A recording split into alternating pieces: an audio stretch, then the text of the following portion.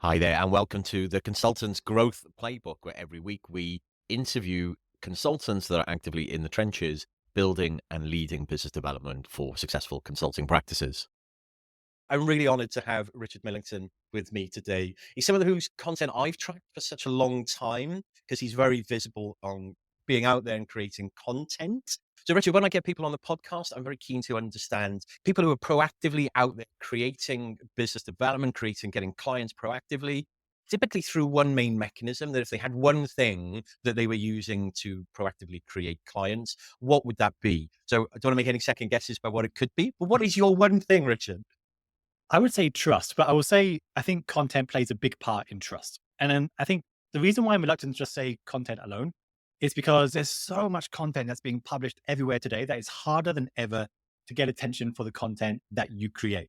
And so I don't want people to watch us be like, "Oh, I'm going to create more content than ever." But really, it's about creating the right kind of content, earning the trust of people that want to hear from you, and then being able to leverage that to build the relationships where people want to hear from you. They're going to contact you when they want help and support, and make sure fundamentally that you never have to make a cold sales call or cold outreach message ever.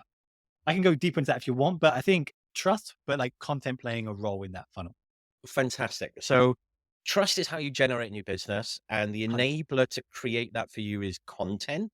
And is that something specific in your content? Podcasting, books, blogs? Again, I think I know, but I don't want to make the assumptions. What's your main content mechanism that has driven your success? For the best part of my consultancy, Fever B, it was blogs. I was doing blog posts every single day for around 10 years. And That's then you get the brilliant. benefits of like search traffic and all the other things that come with it. And people share blog posts around and you build an audience. But over time, and I wasn't really planning on doing this at the time, it all just tended to happen just naturally. I was doing more webinars, more videos, articles, and then 3 books as well. So it all builds upon each other. But I think content done the right way can be really strong. But I think most people do content the wrong way. I think, especially consultants, from what I see, they do content the wrong way. I can go deeper into that if you want. Yeah, absolutely. Like my mind's going now. It's lots of questions. But before we could dive into those, I would love it if you could just set the stage of what that content has created for you, both in the business that you're running now, the other projects and initiatives you're working on, and maybe if you're open to share it, some numbers. What has content and trust enabled you to create as a consultant? Sure. So I started Fever Bee, I think officially in 2010. And it began, if you look back, it was just a blog, a really bad blog. But I was doing like one short update a day. I was following like the Seth Godin model, and I was like a big fan of his. And as we talked about before the call, I did an internship with him in 2008, 2009, sometime around then. Um, and that was the model for a long time. And gradually the audience grew. It grew from like 100 to 1,000 to 10,000. And when you get to that size of audience, you're in this incredibly lucky position where people want to reach out to you when they want advice. And gradually they turn into opportunities and things like that. So I think content played a great role there. But I think today it's different. Like the content I created back then wouldn't work so well today because content has fundamentally changed. And I think it's so much harder now to get attention than what it used to be. And I think back then, like video wasn't a thing, where today video is absolutely huge. I think back then podcasts weren't, they were a thing. They weren't really a thing, but today like podcasts are huge. And so I think that newsletters are still really strong, or blog, it's the same thing, a blog and a newsletter, same thing. I think they're both still really strong. I think if I was starting today, I would look at video a lot more. In a business environment, I think video is really strong if it's done well. But it's also about creating content about the right topics at the right time. So what is a lot of content that is the ultimate guide to this or the ultimate guide to that? And people just don't read them. We put so much time and effort into it and people don't read them. The content of mine that is most successful is usually when it's targeted on a very narrow range of clients. Like for me, I want to work with the top enterprise companies in the world. And so there's around 500 people who I need them to know who I am and to trust me. And so my content is targeted very specifically at them, the kinds of communities, because my company is a community consultancy. So it's targeted at the communities that they run and the specific challenges that they have where they have nowhere else to turn. So I did a post a while ago about what to do with out of date discussions in a community, which is such a niche topic, but it only affects the organizations that have a very large community that's been around a very long time, Yeah. which coincidentally turn out to be exactly the kinds of organizations I want to work with. And that article alone won't convert a client. What it will do is get me on the radar. It gets shared around and people are, oh, if you've seen this, this might be a good piece of advice. If they search for it, they're going to find me. And then they might subscribe, and then they get a few more posts, and then they find stuff they like. And so it's very targeted. And I think a lot of people in this era try to go very broad, try to get as much engagement as they possibly can, as many subscribers. And really the magic is to figure out who are the 100, 500 people that you need to know in a personal way. What are the challenges that they are dealing with? And what is the content that's going to help them along that journey? Because once they're in your orbit, once they subscribe to you and they like your advice, whenever they need help, you're going to be right at the top of that. And that's where I think content plays a key role. Oh, fantastic. You're one of the things that I pick up through your writing as well is you're incredibly humble about things that you've achieved. But I just want people listening to this to know that when you're talking about this level of content and what you've done, that you have grown a significant consulting business, Fever Bee, off the back of it, that has probably generated multiple millions of UK pounds in turnover since 2010 and has worked for some of the world's biggest enterprise and corporate clients. So we're not just talking about you started a blog, got some subscribers and are running little workshops or something regionally. You've built a very large consulting business off the back of it. Would I be right in saying that? No, Fever Bee is tiny. Yeah. Like there's 5 of us in the Yeah. the consultancy, and it's really small. And that's partly by choice. I don't want to run a big organization. It looks really stressful and it's not really what I want. It's also because the more employees you have, the profit margins get slimmer and slimmer. And I don't like that. I don't want to have a bad year where I have to lay staff off. I'd rather just eat the cost of things, turn around.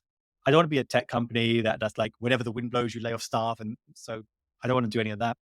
And so we're very small. But what we are is that we're very focused on what we do, which is helping top companies build great communities of customers, fans, employees. We're very well known in the tiny niche that we're in. I think it's fair to say that. And revenue wise, I think we've done like £6 million, somewhere around that. But that's like since 2010. So if you average that out, like it's good, it's strong. It's made me more than I ever thought I would earn. And so that's been great. But I wouldn't say I run this amazing global consultancy. But I think where I am is that I've got a business with a great safety net, very low stress. I get to work with the clients that I want to work with. I get to do projects that are interesting and exciting. I think that's probably a better description of who I am and what I do. Brilliant. And I will take that. That is absolutely spot on. One of the things that we were chatting about earlier, just before we record it, is intentionality and luck. When you were starting creating this blog, did you have a plan for where this was going to ultimately end up? Or why did you start it? Was the goal for you? Why did I start the blog? And the blog was on building community. So it's that golden trail. Sort of. The real origin. So I've been blogging in some form since I was like 14 on Friends Reunited or whatever the other ones were. I can't remember what it was. Yeah. So I've always been like sharing thoughts online. And then I worked at a PR company as part of my university year out for a year. And we had a client that was getting into blogs and stuff like that. That was just emerging back in 2007 or so. And they turned to me because no one else had any idea what any of this was. So I began like also creating a blog for the company. And at the same time, I created a personal blog. So it was originally a PR blog. But if you imagine a PR blog written by someone that knows almost nothing about public relations and is too arrogant to understand, that's the kind of blog that it was back then. And the funny thing was, like, I had before this been managing online communities in the video gaming space as a hobby and also paid for like years. And there's a point I'm like, why am I writing about this thing I don't know and sounding like a jerk when I could write about something that I do know and hopefully sound like less of a jerk? And so I switched it. And the funny thing happened when I switched it is like the audience immediately grew because back then communities were this very new thing, especially an online community for a brand was a very new idea, new concept. It was just emerging. So it rode the tailwinds of that a little, or was on the wave of that, might be a better metaphor. And so I had when I started the blog, I think I just did it because I thought it might look good on a CV or a resume. I thought it might be interesting just to share some thoughts. I had absolutely no intention at the time for it to become a business. And you'll see like for a couple of years, even when it was a business, it still was. If you look back at archive.org of the blog, it looks so ugly. I'm amazing that some clients even. And is that still the same Fever Bee website? Is that where it was? If people wanted to look at your transition. So here's the thing. So you started to get some traction. Your blog started to get traction. Why then? Because it sounds like you started writing about something not necessary to promote the consulting company. You started writing first, and then it translated into consulting. So why then consulting as opposed to all the other routes, gates that decision point could have taken you? So I suppose you could have created courses at that time. You could have kept a blog, a paying blog, or many different avenues. Why did you then take that into consulting? Graduated in the summer of 2008. Wow. And there were no jobs. You spend 4 years, you graduate, and there's nothing, right? And which honestly, I was relieved about because then I'm like, all right, there's going to be no pressure from my parents to get a job. And so I had a little bit of space. I would thought of the blog as more like something I'll play around with. And then people just began asking me for help. So I'd be like, all right, I can help. And I didn't really, I think when I began, I thought I was more of a freelancer than a consultant. And people would ask me for help. And I would say, yeah, sure, I can do it. It's funny now because I feel most people, when they become a consultant, they put together a marketing plan and all these kind of things. And they make sure that they have a niche and they target people and they validate that. All these things that are very good to do, which I was just like, just seeing what happened. And you know what? I think that really helped because there was stuff I was trying to sell. There were no like lead generation forms on my blog. There's no like hard sales pitch. It was just me, just like sharing blog posts, and gradually people began to reach out to me. And then I think once it reached a certain stage, I was like, okay, there could be something more to it. And that's when I began to look around and see what everyone else was doing. What happens when you begin to build an audience in a space? What do you do with it? So consultancy began. Also, my blog, you can see what I earned in the first 5 years of that. I've shared all that. Um, and yeah, that just began to get bigger and bigger. Then I was like, oh, maybe I don't need to get a job. In fact, maybe I never need to get a real job. And so in a way, I've never really had a proper job, maybe for a year, but there's pros and cons to it for sure. Yeah. And I think if I could go back, well, in fact, I read this biography of Richard Branson a while ago, and he said something like, if I'd known how difficult it would be, I would never have done any of this. Starting an airline is it's an insane thing to do. And I was saying, if I knew I was going to be a consultant, I would have thought it'd be too difficult to work with top clients. I wouldn't have even tried. I would have thought you needed to work with these top brands to begin with and all this kind of thing. So there's a lot of what you touched on before where there is some luck involved. Also, once you start doing things, almost anything, any momentum at all, opportunities begin to appear. You get invited onto a webinar, perhaps just like this, and maybe people might reach out to me for coaching. And the same thing happened back then, where people were reaching out to me, opportunities were arising.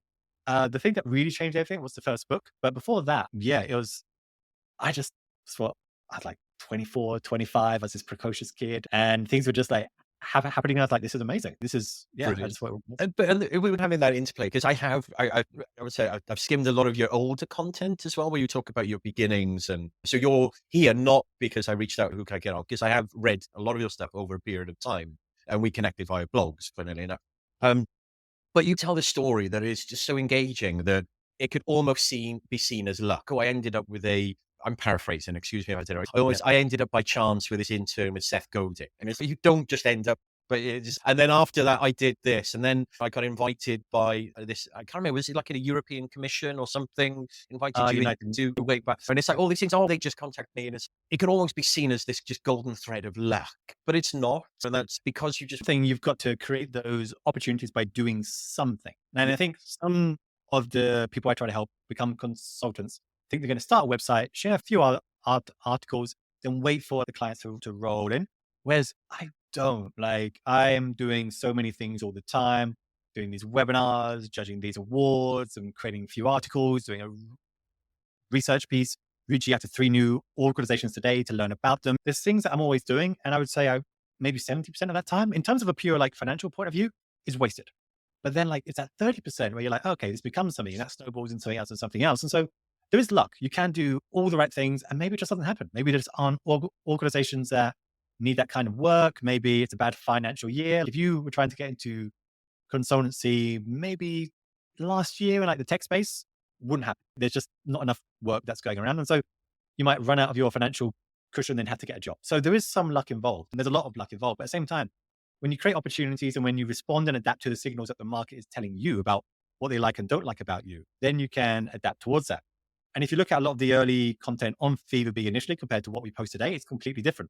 And that's because over time, we've gradually worked out, okay, this is what the market needs. This is what they don't.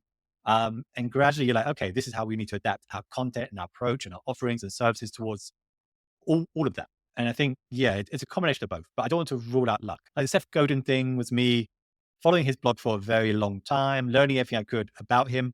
And then when the opportunity for an internship came up, I phoned him up and asked. So there is luck. The opportunity did arise, and he hasn't run a similar internship since. So there's timing. I would argue with you. I don't have an on-camera fight to disagree with you. There is a big element of luck, but as you just said, I picked the phone up and I I rang him, or that is the intersection of seeing an opportunity and love and doing something about it, which not many people would do. And it's just recognizing that you have to be in the right position, but then you have to do something with it as well and not overthink Yep. it. And it's clear from what you're just saying, you're on the outside very prolific with content. There are just for people who are listening. So Richard has Fever Bee, which is a consulting company, but he also has richardmillington.com, which is his own personal blog where he helps consultants as well, coaching and through content and also coaching and some courses helping consultants. So on the outside, you're very prolific still on your content creation. Yeah. One, how do you manage to create that much content? And two, do you think it's sustainable for the average person? How come you can do it? Could all consultants do that? I'll caveat this by saying that I don't have kids, right? If I had kids, I don't know how that would work. So I honestly can't speak to that.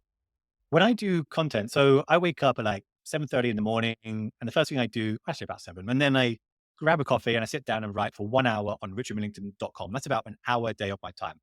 And that will include like writing the articles, doing the research, getting the graphic designer to do her thing, and then maybe working on an upcoming course. It'll be like some combination of that I'll be working on, maybe reaching out to one or two people as well to build relationships, that kind of thing.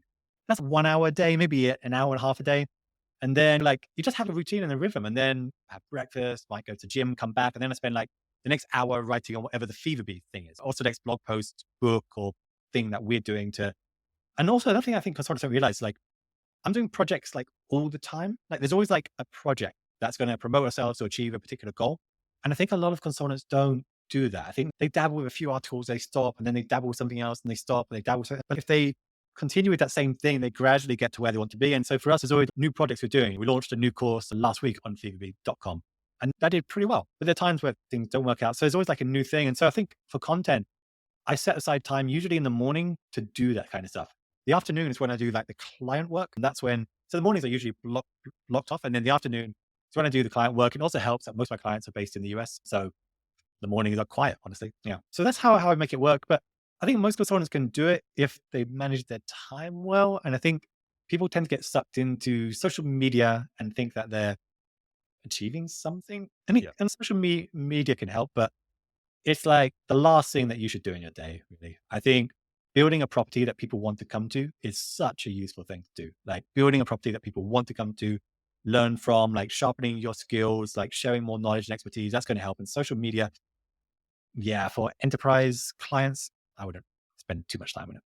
Brilliant. And that brings me, because you talked about the content. So you've published 2 books, 3.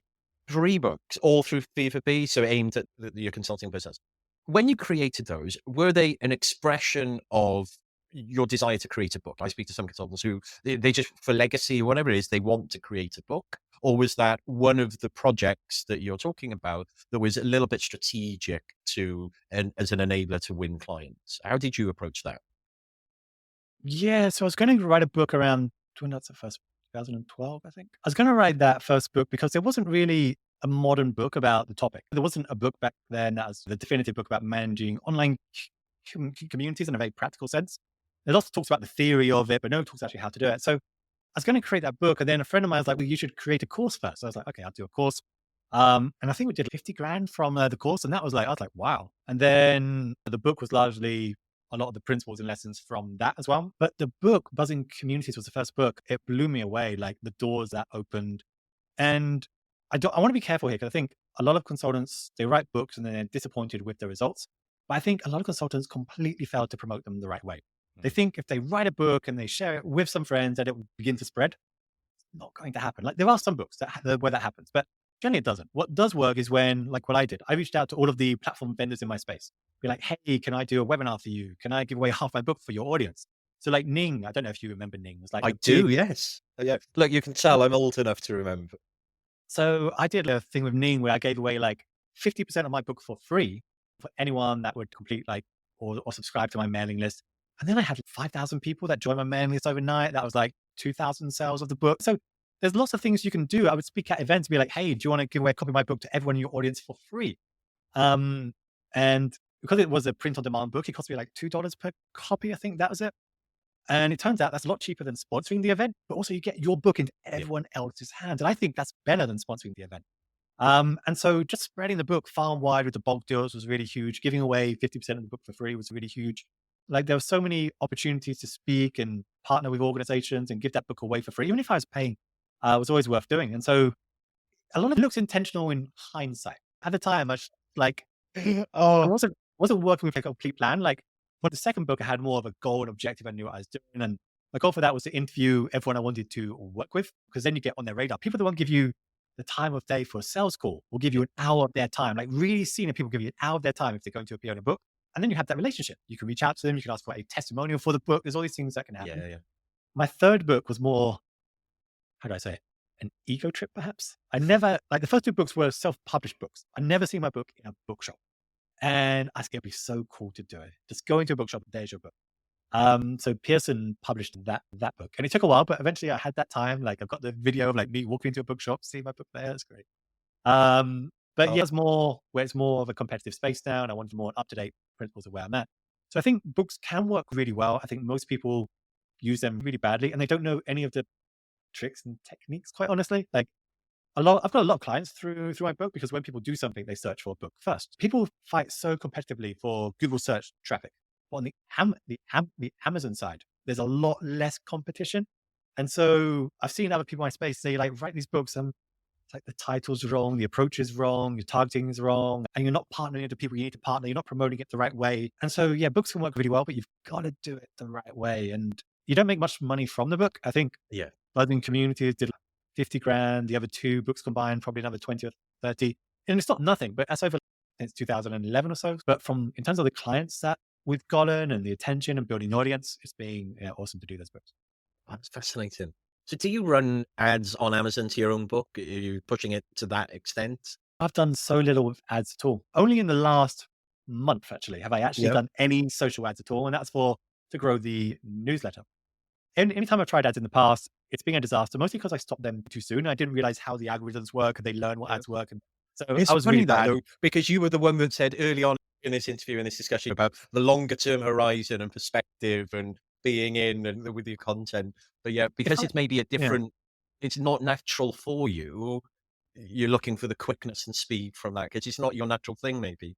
It's different. Like you might feel as well. Like when you run your own consultancy, it's very hard to spend money.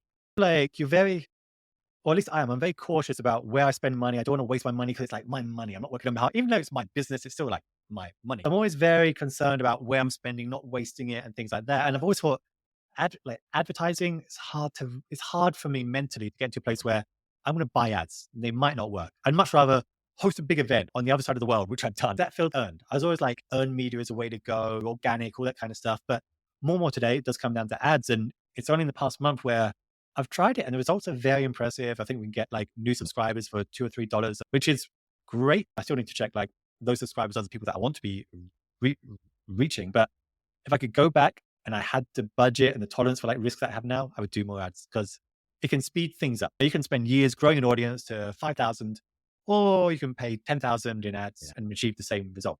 It's scary. These interviews aren't for me, but my personal experience probably about 5 years ago. So I started running ads for a program, and I'd always advise clients that I can run ads, and I've ran ads for clients. It wasn't new for me, but it was running ads for a program that I was doing for solo consultants. And I was 20 grand in ad spend before I had revenue back. Within 10 days, I'd taken 30,000, and that was from roughly a 5 grand program. And I had calls and stuff, but oh my God. And I consider myself reasonably not averse. The flip side, I can take risks. But my money, doing it for myself, it was very different than when you're advising someone else to do it. And it worked out in the end. And then it's playing the longer game. But oh my God, it was a scary place when you're 20 grand in. Yeah, I feel that. Like there's been a lot of discussion about this as consultants, but like, where do you spend money? Because I feel some consultants are too frugal. And I understand that it's your money, and it's easy to spend an organization's money, and you can be very frugal. And one thing you mentioned that at the beginning is, what are the mistakes that held me back? And I think being too frugal with money, 100%. Like my website was a simple typepad blog for 7 or 8 years after we launched. And if you look at it, I'm like, how did clients hire me ever? Like it was awful. And the moment that we changed that was the moment that went to the next level, and then the next level. And that's because I was so reluctant to invest money, because I was always thought, oh, we might waste it. And I was like, I must have this money and do the whole Scrooge thing. And the more relaxed I came about money, the better results. The better the results tend to be. And even today, I think, how much money should I have in the bank? What's the safety net that should be the right? Where is it worth me spending 5 grand to fly to the other side of the world and to speak at this event and attend it? There's lots of decisions where you're like, should I hire somebody? There's always decisions that are very hard to make. And yeah, I feel being too frugal can really hold you back and you don't even know it because you don't see what you would have had if you weren't. And so that's where I'm at with ads. Like, I don't know it. I'm trying to learn a lot more Yeah. about how to use ads for my business, but yeah, it's a difficult one, ads. Russia, I could chat with you all day. I'm conscious I know you had a hard stop. So if it's okay We with can go you, on so if you want. Yeah. one last question is, but if you were a consultant starting out, either a new consultant or someone maybe transitioning from either a big consultant on their own or transitioning out of corporate, which I see a lot, that's the Yeah. two challenging situations, is would you be as boyish on content as you have been over the years? What would you advise them is the great starting place for them?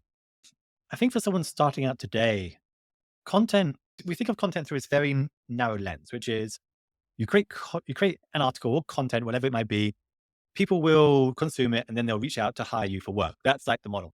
But I think content is great for many reasons. Like you can test ideas, see if it resonates, see if people respond to it the right way. So my answer is yes, I'm bullish about content. I'm not very favorable to the way that most people do it. And what's happening now, and the reason why I started like the newsletter for consultants, is that so many people were transitioning or by force or by choice out of that corporate world. And they're trying to do this repetitive content thing, creating their ultimate guides, creating their how to do this, creating their list articles, creating all this kind of stuff. And it wasn't working. And then after 6 months to a year, they'd run out of money and have to get a job, which was quite sad to see. And sometimes that can be a really harmful effect because you can burn through a lot of money really fast in that And I have to sense. say, I see it a lot as well, because on that side, we're in the same world, and I see it a lot. And so I think content, what you should do if you have the choice, is to begin building an audience before you make the jump. Like the 100% best thing you can do before you become a consultant is build a group of people that want to learn from you and hire you before you make the jump. Like when you work at a company, if you can publish a book, start a blog, YouTube videos, whatever medium works for you, and you have to find the one that works for you. That's the medium you should learn every single trick of the book about, really figure out how to build an audience, share great advice, test out what kind of content works, what resonates, what doesn't, what gets you the attention of the people you want to get the attention of. And then it might be a case where you have a Zoom discussion with 5 of your peers on the topic. That's a great way to do content that very few people aren't doing. And also all the people in the video, they'll share it with their audience. And so there's things like that. It could be like you do a video series where on YouTube, you launch a new video series, one a month, about something that like only people at your level would care about. So you know it's not going to be that popular to the masses. You know that. But you know for the small number of people you want to reach, it's going to really hit the mark. And so you get this opportunity with content to test out your ideas, see what does work, what doesn't work, craft your messaging as well, make it sharper and sharper. And I think content is great for that before you begin. Once you do launch, fundamentally as a consultant, as like Seth would say, you got to go from A to B. How are you going to reach out to people that want to hire you? And there's going to be some interruption point where during that person's day, they're going to be interrupted by a message from you or about you. And you've got to figure out what is the way of doing that. So that can be ads is one way of doing it. I don't think it's going to work so well at the enterprise level. It could be referrals work really well, but often you have to target those people below the level that are going to hire you. So you get the recommendations at the higher level. It could be articles or a newsletter that works well. But again, have a very specific niche and message and point of view and perspective, and stop trying to go so broad, because I think that's bad. And then I think there's so many mediums that are just exciting. There's video, there's the Instagram, which could be very interesting to explore if you do it the right way. And I think there's a lack of creativity at times where people are so enamored with copying each other that they don't see Yeah. what everyone else is doing. So a quick story here. One of my favorite consultants, I don't know if she even thinks of herself as a consultant, is a woman who goes by the name of Miss Excel. Do you know her? I think I do. Yeah. Yeah. Excel training courses. And she's amazing because during the pandemic, she began creating these videos dancing on TikTok while sharing Microsoft Excel tips. And if you were to pitch that at their marketing team, they'd be like, that's the dumbest idea I've ever heard. And it absolutely blew up. Huge audience. And now she's generating, I think, $2 million a year, $3 million a year, something like that. But there's so much space for innovation and creativity. I'm not saying we should all be dancing to videos, but just because no one else is using a medium doesn't mean you can't. And you can explore different ideas and be creative and different ways of doing things. There's so much creativity that we don't explore. And I think that's such a shame. And once you start stepping out of the usual herd, that's when you begin to get noticed, get an audience. So feel free to be bold, test ideas. And also, when no one is following you to begin with, there's no judgment. You're free to do whatever you Yeah. want in obscurity. And that's amazing. You should take advantage of that obscurity to do really batshit things. Am I allowed to swear on this? But really Yeah, you do what you like. crazy things. And then see if anything works. What is something that you've seen from another sector or another field that blows you away? What is something you can borrow that no one else is even thinking about? What are the top creators in your space doing? Like, I often wonder about, what if I ran a game show, like on YouTube, like the Mr. Beast style, but like for Yeah. community? What would that look like? What's possible? What's everyone else doing that I can steal ideas from? 'Cause I do actually think that the creators today are the best marketers on the planet. Like, Yeah. because they start with their own, they've got a huge audience. And so I think, what are they doing? What is there something I can do that'd be really interesting, clever, and fun? Could I do like a Gordon Ramsay style show where I go into a community and how awful they are, what to fix it? You know what? There's so many. That's what most consultants do anyway, though. I think most clients are sick of that. They don't record it. I'm like, and I'm thinking like, but you're right. Again, this isn't about me, but yeah, I was having a call with a client just this morning, and they have, I got to be very careful how I discuss it, but they have quite a way of doing something that's quite conventional in kind of the leadership training models and different things. And a couple of people have said, no, it's like too wacky. And they're like, there's almost this hesitancy now. And I said, actually, you just haven't found the right people. There are ways of going and finding companies that are outwardly wacky or will take on the innovative and the different approach. It's not necessarily what you're doing. It's just like position it to a UK government organization is never going to fly because it's not right. You just got to find the right people for that. And it's just that, get that idea and make sure it's then in front of the right people or find the right people for it. What I will add with content specifically today, because I agree with what you're saying, I think we can't be boring anymore. Like, I think if you look at the content from 5 to 10 years ago, it's how to do X, how to do Y, 10 things. And it was boring. It was informative, but it's boring. And I think right now we can't be boring in that same way. So the content that tends to spread and get shared and resonates is when people share a perspective with the advice as well. And I think that's what resonates best. If I think about some of the posts of mine on the Richard Millington site that's resonated both, most recently, it seems like this is a bad time to be a consultant or avoid these people. And so that kind of content, I'm not going the full Mr. Beast game show route, but like the more entertaining and engaging you are, the more likely people are to consume your stuff. Because a lot of the content feels like an NPR, really tedious, like radio show, like old documentary style. And I think that's what's changed. You've got to be engaging. Even if you're sharing useful information, you've got to do it in engaging ways. And we haven't even scratched the surface of what's possible here. There's so many interesting ideas that have been proven to work well elsewhere that could work well here. Honestly, for years, I've had this like, how would a blind date scenario with consultants work? Like, I've been like noodling on it and I'm like, I want to do it. But yeah, there's so many ideas that we don't explore and we just should, because there's concepts that are proven elsewhere and we just need to incorporate them and just be interesting and engaging and look at what people are responding to elsewhere and look at what's working and adapt that, because that's where we're at. We can't just be informative. We've got to be engaging with that. And I think that's what makes you stand out, build your audience and achieve the results you want. I completely agree. Just knowing both our audiences on that side with consultants, with just one tiny caveat is if you can't find that space, don't wait for it to start. If you need to use some of the tried and tested templates and approaches to get you into traction and get you going, then use it. Because sometimes, especially consultants, educationists, and I'm the same, kind of will overthink things without implementing and taking action. If it helps to lean into tried and tested structures and layer your point of view and work on your point of view as you go, rather than just wait and wait for this magical thing to appear, because it never appears unless you take action. Yeah, I always think it's better to do something than nothing. It's always better to hit publish now than wait like a month to try and find something that's perfect. And also, I would say this, when you first start creating any content at all, it's going to be bad.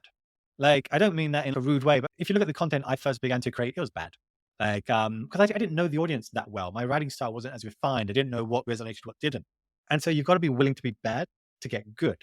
And if you look at the videos on my YouTube channel, like some people might go to be like, they're bad, but it takes time for your talent to catch up to your taste. And so your taste, that's your talent to catch up to your taste. And so as long as you know what you want it to be in the end result, then you can gradually work to it. But it's like public speaking to a certain extent. Like, you've got to be willing to go on that stage in the first place and give that talk, and knowing it's not going to be the best talk, but you're better. And then you're going to get better the next time and next time. And content is the same. As long as you are getting better, you gradually refine the messaging, the target audience, and all those things. And that's the way it works. Richard, you have been an absolute amazing guest, and we could, they say, go on for many more questions, but I'm very conscious of your time and probably looking forward to episode 2 in a year or something where we can recap. In the interim, before episode 2, and people want to come and find you, where will they find you so people can continue their journey with you? richardmillington.com is probably the best place to go. That's where I share anything I know about being a consultant and also some things that I don't know. So yeah, I think that'd be the best place to go. Yeah, and just feel free to check out our courses and the archive. And yeah, if I can help, then let me know. Yeah, brilliant. And I definitely advocate checking Richard out. He's a very smart guy, and I've read a Thank lot you. of his work. I appreciate it. I've been your host on this podcast, Peter O'Donoghue. And if you want to keep up to date with the podcast, then you can find a direct link to subscribe on peterodonoghue.com, www.peterodonoghue.com. And if you feel that your consulting and business needs a bit of a boost in the area of business development, feel free to check out the consulting that we do at consultingrevenue.com. And check out if any of our programs might be a fit for you. And this is Peter O'Donoghue signing off. Bye-bye now.